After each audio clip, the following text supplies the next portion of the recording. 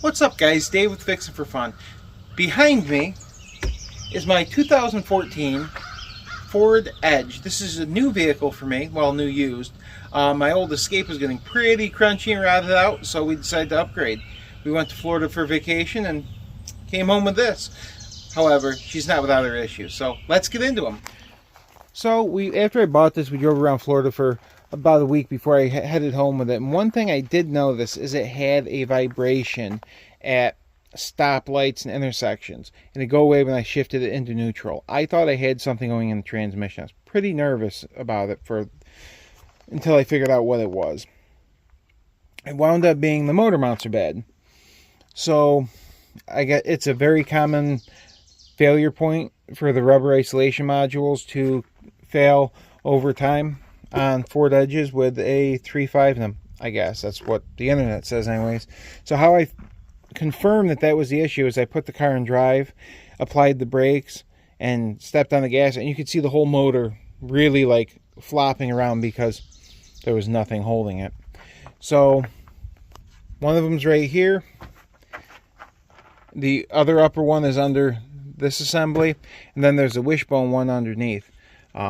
After I did look at this all previously because I had to order parts, the wishbone one underneath has been replaced. They must have tried to minimize the noise before this. So we're going to tear some of this apart. We're going to start with the air box, open that up, draw the battery, and see where we wind up.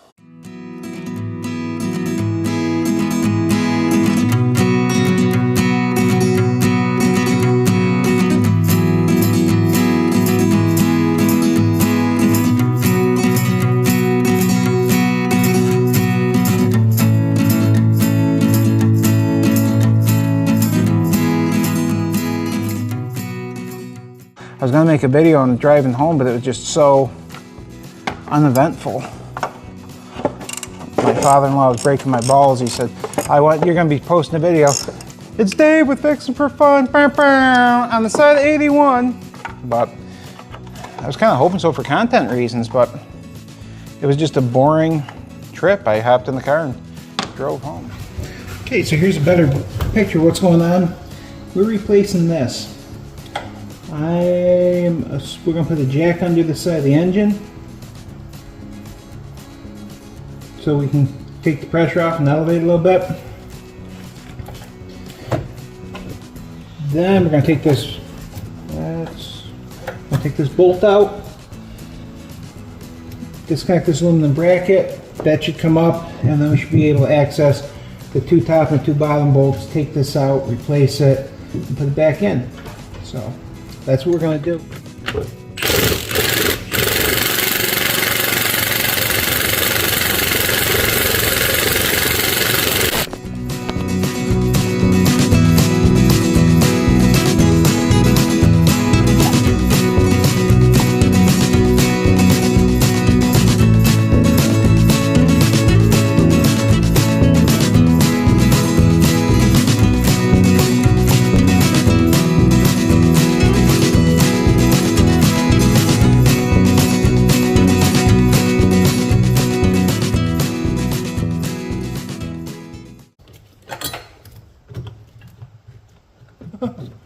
Well, there's my problem right there.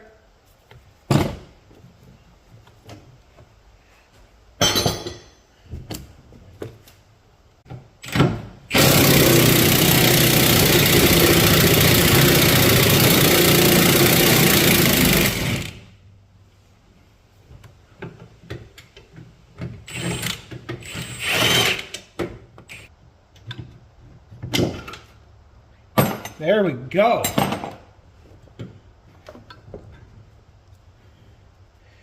Okay, so you guys watch me pull that out.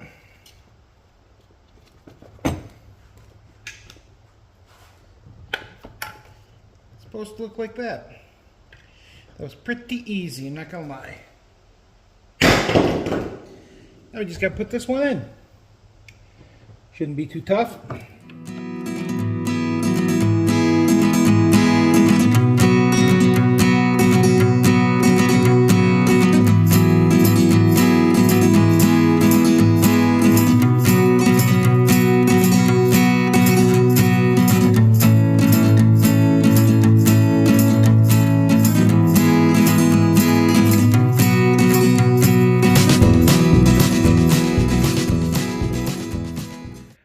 Alright guys, so I replaced yesterday the motor mount under there.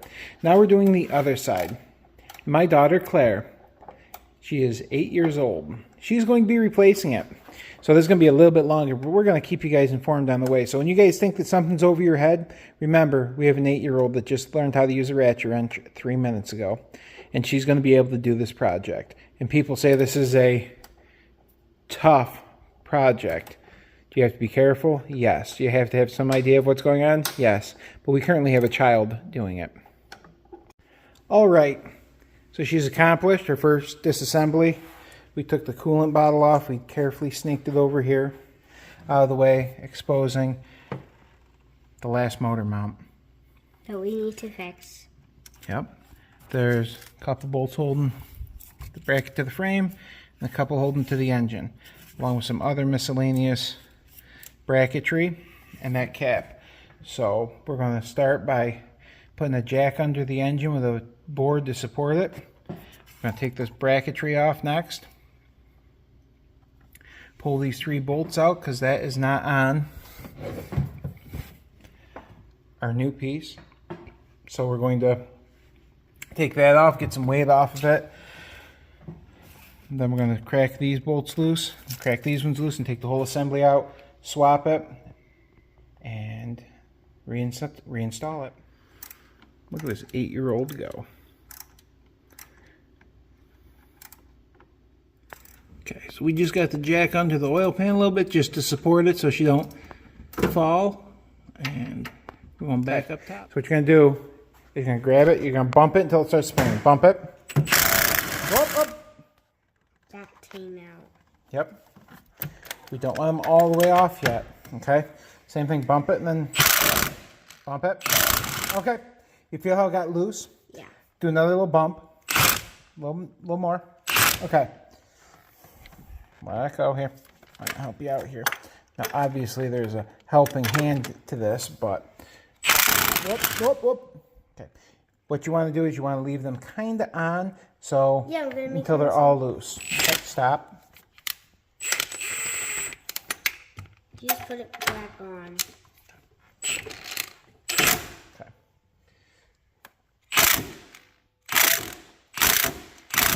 Okay. Whoop. See the motor going down? Yeah. Okay. That's why we don't want to take them all off.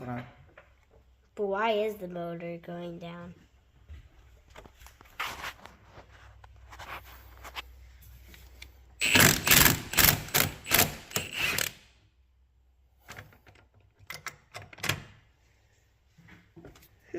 I wonder why the motor is going down. Because that's the bracket for it, sweetie. Oh. So.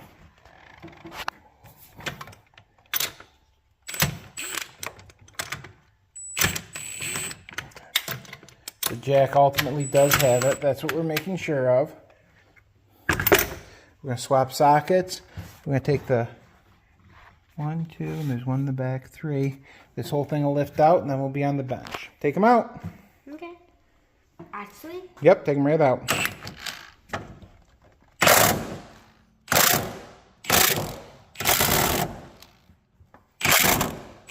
Hold it. Squeeze it and hold it. Okay, whoop. Hear the difference? Yeah, I think I got it out. Yep. Get that one. Oh, good, good, good. Okay.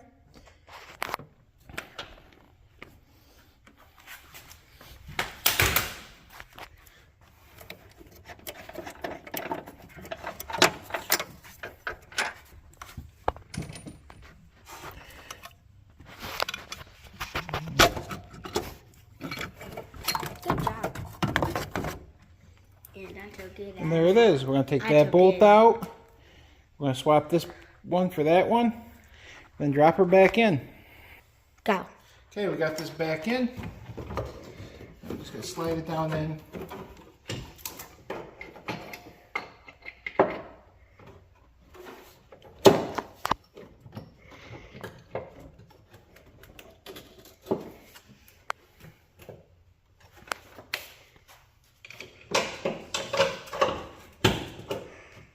So to get everything lined up, we do need a pry bar on this one.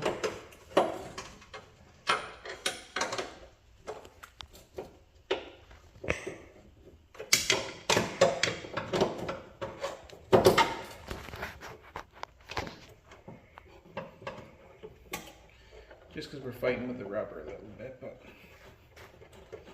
got one started.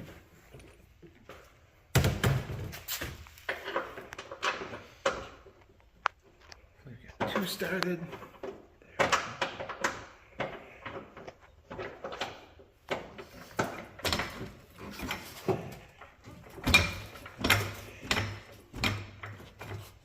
You're fighting it.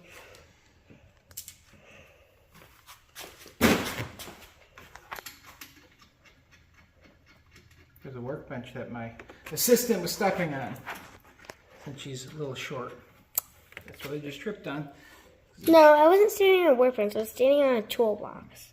Well, luckily I'm very I got my short. safety footwear on, so. He has flip-flops on, guys. Flip-flops. So obviously, she took it apart. That's the hard part. I'm putting it back together so that we don't strip any bolts by accident or have any sort of surprises. I did the hard part. He did the easy part. Yep. The last thing we want is to cross thread something into the frame. Then go. It'd be an absolute accident, of course, but Yes. I would never purposely make a car that's air conditioning ruined. So one thing I do like to do, guys, when you're pulling something just back down, work back and forth until they're all pretty flush, and then tighten them down. Now there's a torque spec on these. I know that. Someone's gonna go in the comments. They're supposed to be torqued. Whatever. You're absolutely right. They are. but he's trying his best. So Well, we're just hitting it with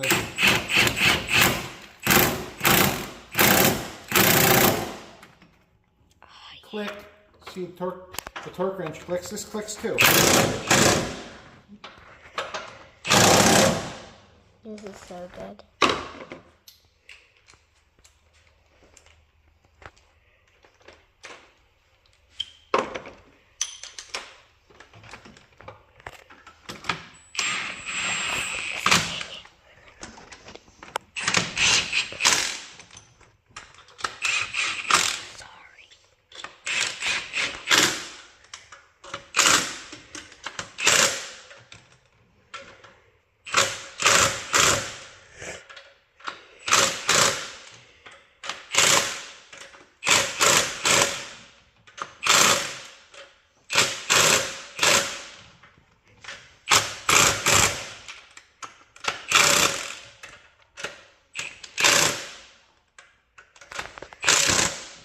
Okay, we're back to the professional here. We tighten these down in sequence. Let's see. We just kind of brought it all up snug. We did the same thing with the brackets that go on the base. And then we tighten them down, put this little cross bracket on. She's putting the last 3 bolts in this. We're going to put the coolant bottle back in. We're going to take it for a spin. Okay. Fish this back through. Put the little lock in there. Then we're going to put the bolts back in. So, Claire Bear, how do you feel about your first repair? I just fixed the car. Woo-hoo. Do you feel it was pretty easy? Do you feel that most people could handle this with a little bit of guidance and common sense? I think that kids could do a car that if it wasn't rusted, because rust is gonna just help be more hard, and you should have like a assistant that knows what they're doing, so then they can teach you kind of what to do. But like, if you have a great mindset, you can do anything basically. Well, guys, and just like that, she's all set. As always, thanks for watching. If you enjoyed the video, make sure you give it a thumbs up, subscribe, and we'll see you on the next one. Thanks for watching.